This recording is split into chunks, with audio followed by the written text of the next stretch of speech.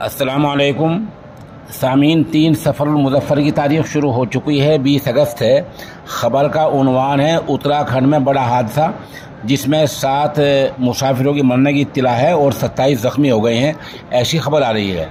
उत्तराखंड के उत्तरकाशी में एक बड़े हादसे की खबर सामने आई है।